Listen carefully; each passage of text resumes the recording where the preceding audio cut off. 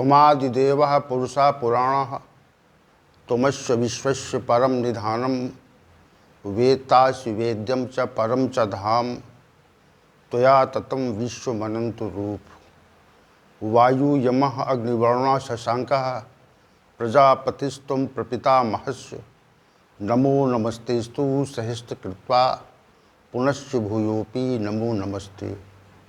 वसुदेवसुतं देवं कंसचाणूरमर्दनं देवकी परमानंदम श्रीकृष्णं वंदे जगद्गुरुं कृष्णं वंदे जगद्गुरुं। कृष्णाय वासुदेवाय हरे परमात्मने प्रणत क्लेश नाशाय गोविंदाय नमो नमः गोविंदाय नमो नमः। हम सभी आज पुनः भगवत गीता के इस विशेष ज्ञान सत्र में उपस्थित हैं। भगवान श्री गोविंद की वाणी पर चर्चा के लिए हम सभी महानुभाव जो भी उपस्थित हैं सभी का हार्दिक अभिनंदन। भगवान श्री गोविंद से प्रार्थना है कि वो यहाँ पर अपनी गरिमामय उपस्थिति प्रकट करें और हम सभी को अपने आशीर्वचन से लाभान्वित करें। तो क्योंकि उनके कृपा के अभाव में हम कोई भी कार्य कर पाने में अपने को समर्थ नहीं पाते। जब तक उनकी कृपा नहीं होती है और हम सभी जितने भी जीव हैं, इस समस्त ब्रह्मांड में जितने भी जीव हैं, उनकी कृपा के प्रसाद में ही जीते हैं। ये विशेष बात है। तो श्री भगवान की ओर उन्मुखता हो जाए और संसार की उन्मुखता समाप्त हो, ये मनुष्य के जीवन के लिए सर्वाधिक उत्कृष्ट बात है। इससे कोई बड़ी अन्य कोई बात नहीं है। तो हम सभी जो चर्चा कर रहे हैं ये एक विशिष्ट कार्य है जो श्री भगवान ने हम लोगों को सौंपा है और हम लोग इसमें निमित्त बनकर भगवान श्री गोविंद की वाणी पर नित्य पर चर्चा करते हैं। चूँकि ये सत्र तो लंबा चलेगा और अभी तो कुल 2 अध्यायों की व्याख्या हो पाई है और तीसरा अध्याय संख्या 15 पर चर्चा चल रही है। तो अभी तो हमारे विचार से 1 वर्ष का सत्र है ये। तो इसलिए निरंतर चलता रहे, इसमें कोई बाधा विघ्न ना आए, ऐसी भगवान श्री गोविंद से प्रार्थना है। तो आइए चलते हैं आज के सत्र की ओर। हम सभी ने कल के सत्र में इस अध्याय संख्या 15 और श्लोक संख्या 2 पर चर्चा को विराम दिया था और आज हम श्लोक संख्या 3 पर चर्चा को आगे बढ़ाते हैं। श्री भगवान ने कहा, न रूपम अस्य इहि तथा उपलभ्यते न अंता न च आदि न च संप्रतिष्ठा अस्वस्थम एनम सुब्रूढ़ मूलम असंगस्तेन दृढ़ेन छित्वा। हे अर्जुन, जिस संसार वृक्ष का वर्णन हमने अभी तक किया है उसका वैसा स्वरूप नहीं है जैसा हम जिस पर विचार करते हैं, तो ऐसा स्वरूप नहीं मिलता हमको। क्योंकि इसका न तो आदि है न अंत है और न इसकी भली प्रकार प्रतिष्ठा है। इस कारण इस अत्यंत दृढ़ मूल वाले पीपल के संसार रूपी वृक्ष को दृढ़ वैराग्य रूपी शस्त्र के द्वारा काट कर, ये यहाँ पर चूँकि श्लोक संख्या 4 भी इसमें सम्मिलित है और 4 श्लोक संख्या इसमें सम्मिलित है, इसलिए इसको 4 को भी साथ में ले लें, अच्छा रहेगा। तथा पदम तत् परिमार्गितव्यम यस्मिन् गता न निवर्तन्ति भूया तमेव चाध्यम पुरुषम प्रपद्ये यतः प्रवृत्ति ही प्रस्ताव प्रणाली। उसके उपरांत काट कर उसके उपरांत उस परम पद परमात्मा को अच्छी प्रकार से अन्वेषित करना चाहिए, जिसमें पहुँचे हुए पुरुष फिर इस संसार में वापस नहीं आते। जिस परमात्मा से ये पुरातन प्रवृत्ति विस्तार को प्राप्त हुई है, उस आद्य पुरुष की मैं शरण में हूँ, ऐसा चिंतन करना चाहिए। तो हम श्लोक संख्या 3 और 4 को सम्मिलित रूप से लेते हैं और सम्मिलित इसकी व्याख्या करेंगे। और चूँकि ये विशेष 3 और 4 श्लोक विशेष है, जिसमें निर्देश भी है, तो आइए आरंभ करते हैं। श्री भगवान ने कहा, ना रूपम अस्य, इस संसार वृक्ष के संदर्भ में जैसा हमने कहा है, तथा इह न उपलभ्यते, वैसा हमको उपलब्ध नहीं होता। ये तथ्य, इसी पर चर्चा है आज की।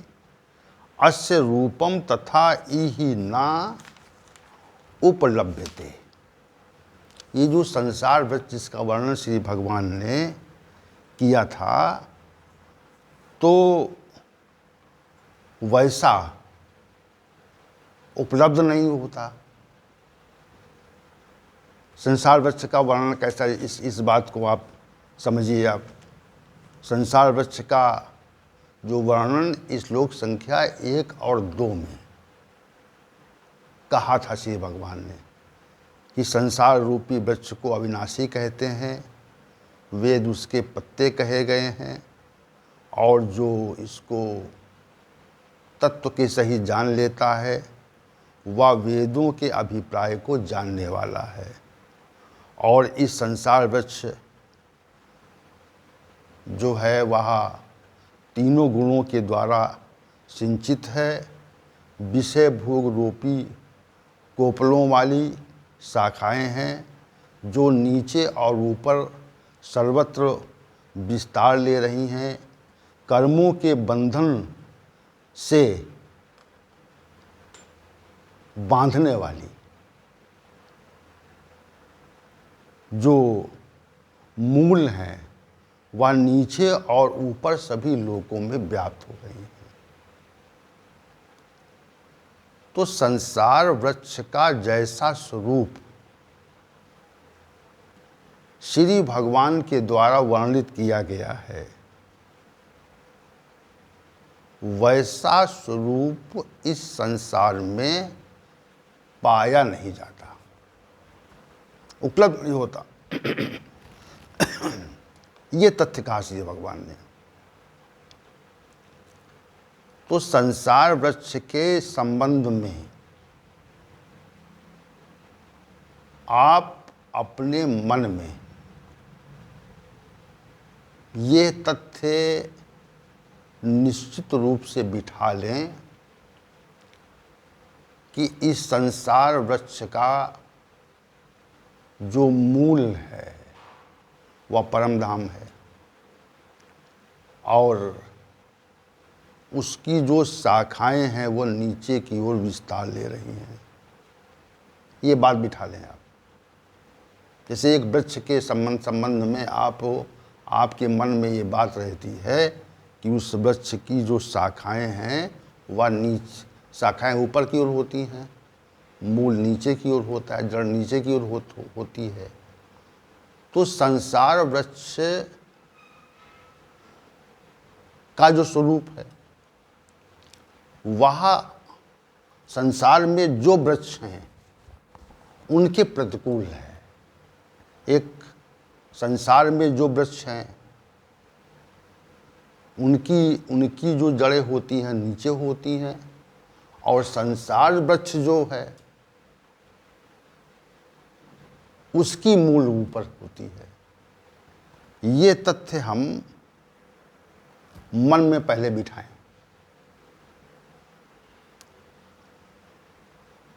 चूंकि देखिए यहाँ पर यह शास्त्रीय विषय है और भगवान श्री गोविंद के द्वारा इसका उद्घोष हुआ है संसार वृक्ष के बारे में। चूंकि हमारी जो पहुँच है, हमारा जो विचार है, हमारा जो ज्ञान है, हमारा जो बोध है, हमारा जो आभास है, वह आभास वहाँ तक नहीं है। जैसे कोई वृक्ष है और उसको हम देख रहे हैं अपनी आँखों से, कोई पौधा है, उससे कुछ बड़ा पौधा है, थोड़ा सा बड़ा पेड़ है, फिर बहुत विशाल वृक्ष है, तो वो सब हमारी दृष्टि में रहता है, हम उसको देखते हैं। लेकिन ये तथ्य जो है वह संसार वृक्ष के बारे में नहीं है। संसार में जो वृक्ष है, पेड़ हैं, पौधे हैं, उनको हम देखते हैं, हमारी दृष्टि में है, लेकिन संसार वृक्ष हमारी दृष्टि में नहीं है। जैसे किसी पेड़ में कोई छोटा सा कीट किसी पत्ते में बैठा हुआ हो, समझिए इस चीज़ को आप, तो जो छोटा सा कीट पत्ते में बैठा हुआ है, वह उस विशाल वृक्ष की संपूर्णता से अनभिज्ञ रहता है। समझिए, कोई छोटा सा कीड़ा जो है वह एक विशाल वृक्ष के एक पत्ते पर कहीं बैठा हुआ है, तो उसकी जो दृष्टि है, कीड़े की जो दृष्टि है, वह इतनी विशाल नहीं होती कि वह संपूर्ण वृक्ष को देख सके। ये बात तो है, संपूर्ण वृक्ष को देखने की दृष्टि उसके अंदर नहीं होती। वहाँ उसी पत्ते पर बैठा हुआ उस पत्ते के आसपास देखा करता है। उसकी दृष्टि में इतनी विशालता नहीं है, इतना फैलाव नहीं है कि वह संपूर्ण वृक्ष को देख सके। तो वैसी ही कुछ स्थिति हमारी भी है। संसार रूपी वृक्ष में हम एक बहुत सूक्ष्म कीड़े की तरह से बैठे हुए हैं, उपस्थित हैं, और हमारे पास जो संसाधन है संसार वृक्ष को देखने के लिए, वह संसाधन भी सीमित हैं। जैसे वैज्ञानिकों ने ये प्रयास किया कि संपूर्ण ब्रह्मांड के आदि और अंत को जाना जाए, लेकिन बहुत प्रयास के बाद में भी आज तक वैज्ञानिक लोग इस ब्रह्मांड के आदि और अंत का पता नहीं लगा सके। हमारे पास जो भी संसाधन है, इस घोर वैज्ञानिक युग में हमारे पास जो संसाधन हैं, उन संसाधनों से हम इस संसार, इस ब्रह्मांड के आदि अंत को अभी तक नाप नहीं सके हैं। भारतीय मनीषियों ने तो इसका वर्णन किया है, शास्त्रों में इसके परिमाण का, इसके आकार का उल्लेख आता है, लेकिन वर्तमान समय में किसी भी वैज्ञानिक ने इसका आदि और अंत का पता नहीं लगा पाया। अब हमारी स्थिति क्या है, एक मनुष्य की स्थिति क्या है, वैज्ञानिक उपकरणों के सहारे जो इस ब्रह्मांड को देखने की स्थिति वो तो अलग है, लेकिन हमारी स्थिति क्या है? हमारी स्थिति उस कीट से भी निकृष्ट है, जो कि एक विशाल पेड़ के पत्ते पर उसका आश्रय है, आश्रय लिए हुए है। तो वो विशाल पेड़ को कैसे देख सकता है? उसी प्रकार वही स्थिति हमारी भी है।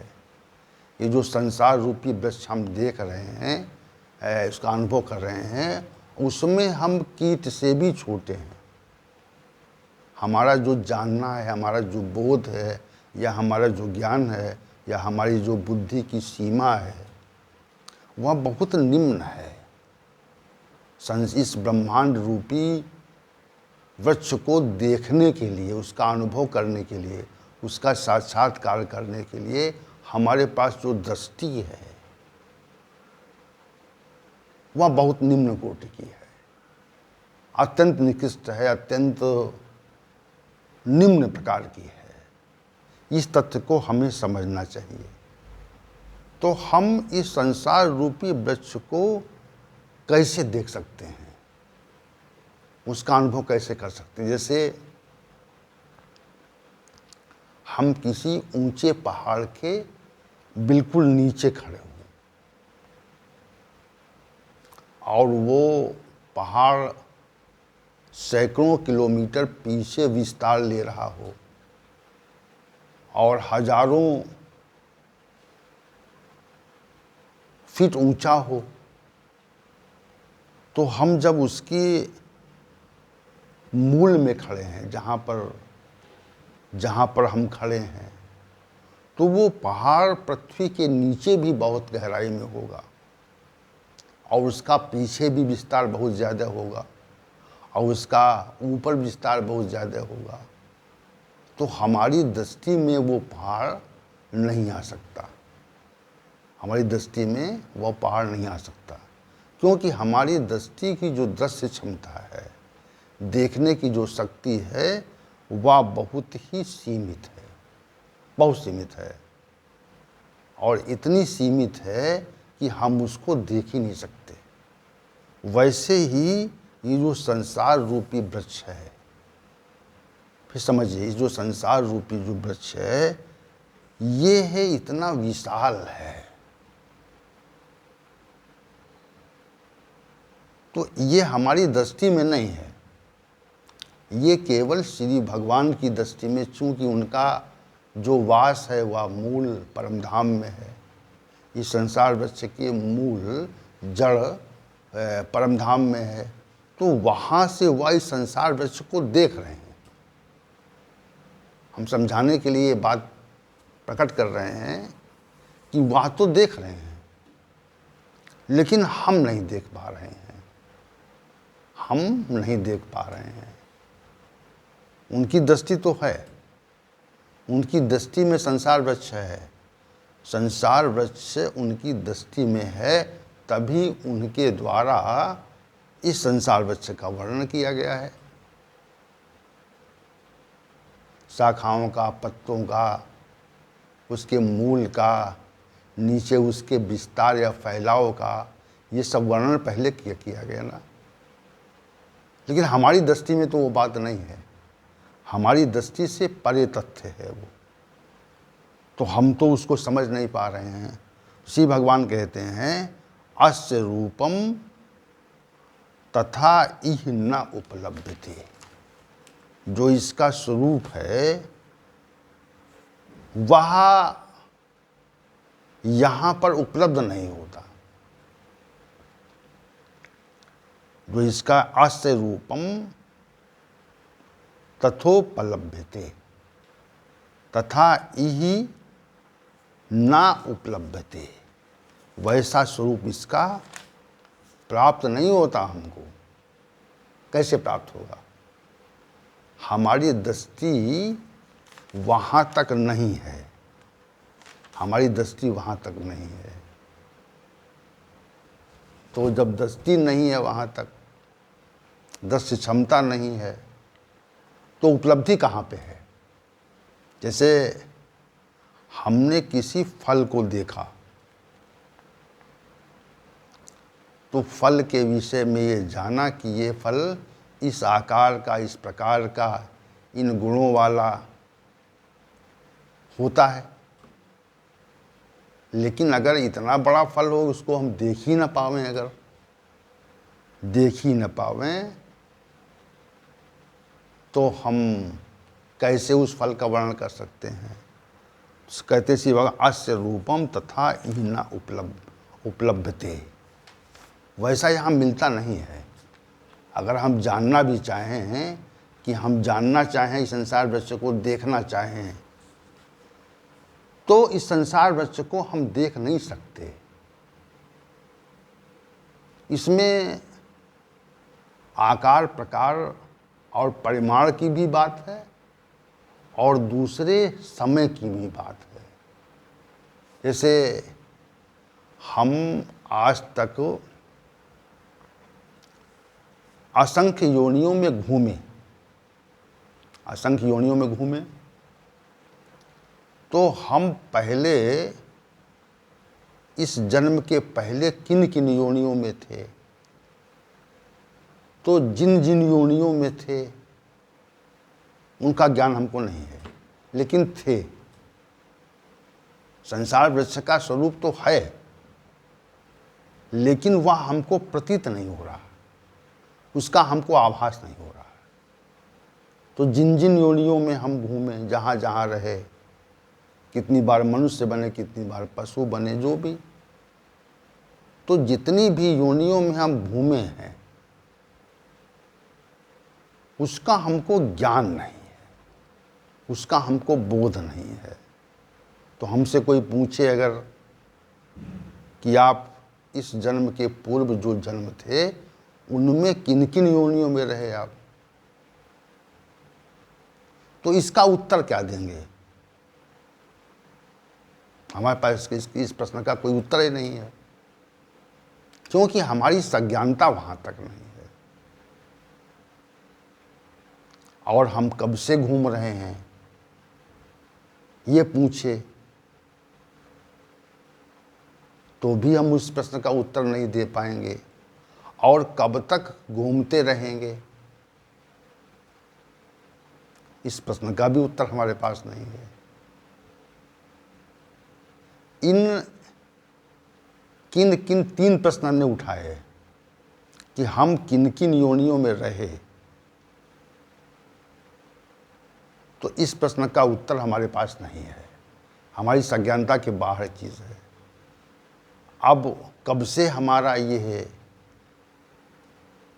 योनि चक्र आरंभ हुआ है, कब से हम चल रहे हैं इस यात्रा में, कब से उसका आदि क्या है, तो हमारे पास इसका भी उत्तर नहीं है।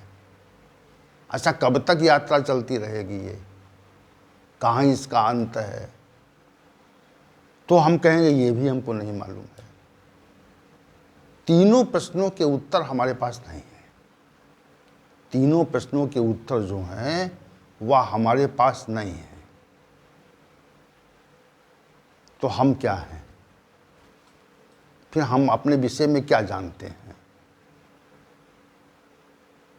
अच्छा, मृत्यु के बाद हमें कहाँ जाना है और ये यात्रा कहाँ विराम लेगी, इसका भी हमारे पास कोई उत्तर नहीं है, क्योंकि इसका आदि अंत नहीं है।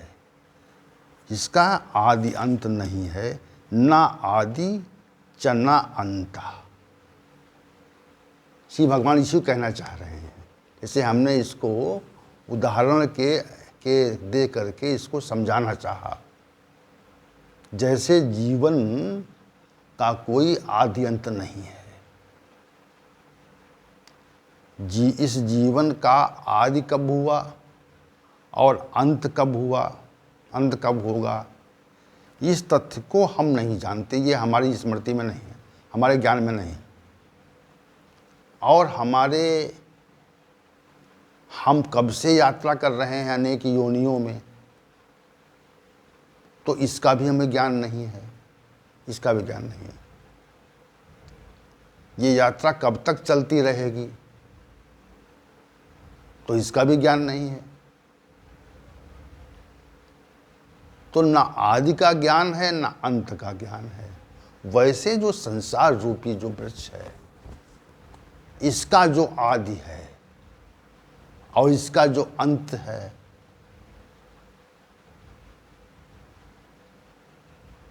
उसका भी हमको ज्ञान नहीं है। अस्य रूपम, तो इसके स्वरूप का ज्ञान कैसे होगा हमें? वैसा उपलब्ध नहीं होता। तो उपलब्धि कहाँ पे है? ना उपलब्धते, मतलब कि उपलब्धि कहाँ पे हमारे उस संबंध में हमारा ज्ञान कहाँ पर उपलब्ध है?